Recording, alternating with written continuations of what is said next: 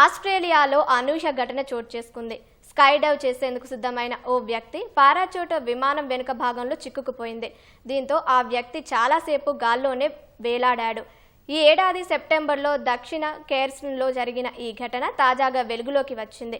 15,000 అడుగుల ఎత్తు నుంచి స్కై డైవింగ్ చేసేందుకు కొందరు వ్యక్తులు సిద్ధమయ్యారు. ఈ క్రమంలో గాల్లో ఉన్న విమానం నుంచి పారాచూట్ సాయంతో ఓ వ్యక్తి కిందకు దూకుతుండగా పారాచూట్ విమానానికి చిక్కుకుపోయింది.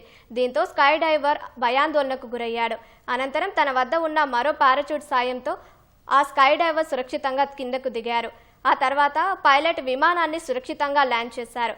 ఇందులో స్కై డైవర్కు ఎలాంటి ప్రమాదం జరగలేదని అధికారులు ధృవీకరించారు.